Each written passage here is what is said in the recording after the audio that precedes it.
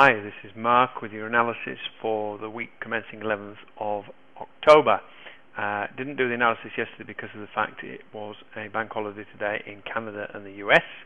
So this is my usual Sunday detail update, but done on a Monday.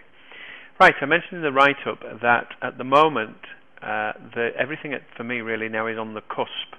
The dollar has had a severe kicking for a sustained period of time, and it's really at this point now where we're going to find out whether this move is going to continue or the dollar is going to strengthen. And the reason why I find that this is so important at the moment is this. This is the pound dollar on a weekly chart. And on a weekly chart, price last week came up and broke and closed above 61.8 fib. Now for me, until it breaks 78.6 up here at 163, it's still in the downtrend long term.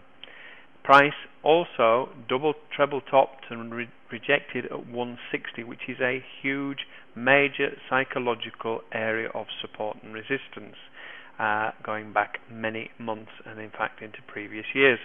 So this area now is huge for this pair, and is a similar setup on the euro dollar, the euro pound and many other pairs.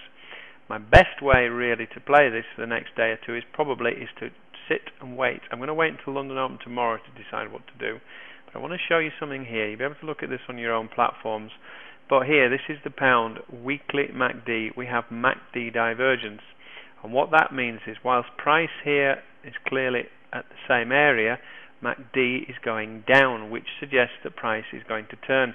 And there is MACD divergence on weekly, daily and 4 hour on a number of pairs at the moment. So I say this area is massively important. There's two ways to play. If you believe this is still going to go up, then you are thinking in terms of a bounce back up at 158 again, possibly only at 158.66, which is this 61.8. Let's go down to lower time frames. This is the daily. And on here, I've put on a daily trend line. I've put on that 58.66 fib, and look what happens. It just happens to be in exactly the area where price is heading at the moment.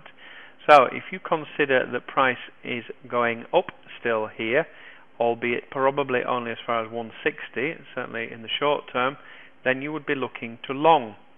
If you are of a mind that this is turning down again, then you will look for a break and a close below this area before a move back down again. And again, we have MACD divergence here on the daily. This is the 4 hour. And again we have MACD divergence, not as pronounced, but price is clearly horizontal here while price has been going up. Now, clues that things are going to turn back down: 5/8 cross, stochastics rolling over and MACD, etc. So I say it is tricky, is this guys. This is not straightforward, but again we are looking for a bounce back up here, and it may only go at 59. But if it can clear 59, then we're on again for 160. And I said to you earlier, if it breaks down here, you need a break and a close, and I will want to close below this 55 EMA, because it may bounce off here and back up with a view to a short.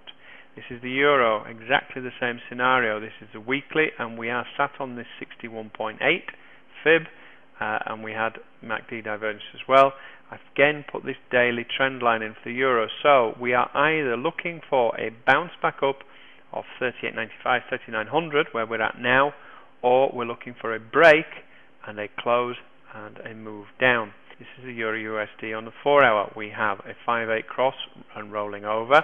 We have stochastics rolling over and divergence on MACD. And again, we have this trend line scenario here and this previous area support and resistance 61.8 fib. So again, this is crucial. If it bounces back up, then 140 would be the area for counter trend traders. It worked last night.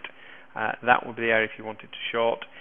Best advice for me, I am looking to either long with a break and a close back up here, but it may only get to 40, or a break and close below here with a view to a short. Euro pound, I've put the weekly chart up here for a reason, and the reason is, again, we are at 61.8, which is spooky, but it's there on all three, but we are outside the Bollinger Band. Now this is likely to catch up and get to 87.20 at candle close tonight. So 87.20, if you think this is still going up, then that is the area to consider a long. If you are looking to short this pair, then you need price to break and close below here, but 87.20 is the crucial area. The 61.8 is just above there, but that to me is the crucial area. Either move down, move up from that point. So dollar Swissy, telling you earlier, we are at an all-time low for this pair. On the 4 hour, I have put a little trend line in here. Ideally, what I would like with this is a pullback to 9700 with a view to a short. The reason is its previous support and resistance, and this 55 EMA here on the 4 hour has not broken since the mid-September. So it can be said that the 34 and 55 has been in control here. So a pullback to here with a view to a short. A smaller short would be a possible break of this trend line and a pullback down to the recent low, but you've only got 50 odd pips down there. Gold continues to go up, which, as I've shown you, means that usually the Aussie dollar will follow. And again with the Aussie dollar gapped to 99 and a little bit today. There's a gap at market open, and this is as far as it got. And in the thin market, it was a fair bet it was going to come back down. And tomorrow it may race again. So area I will be interested in for a long is 9800, which then gives me at least a 100 pip move further up. If it breaks, I will be wary with this, guys. Then you're back into the realms. The problem is this 55 EMA here, and it's all a little bit messy down there. So really for me, 9800 possible short.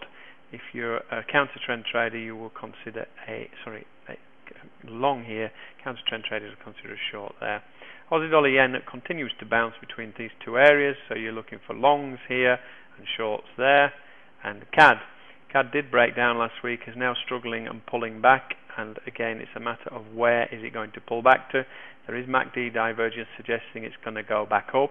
The main area really here would be 1.026 for a possible short back down. Finally, the dollar yen. I have explained ad nauseum that this is likely to bounce and the Bank of Japan get involved.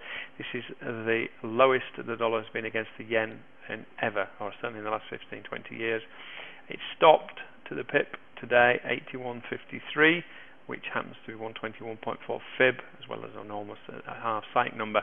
Again, if you're looking for a short, then you would be looking around here. Previous low support and resistance, 82.87 area, possibly if not all the way back to 83.55.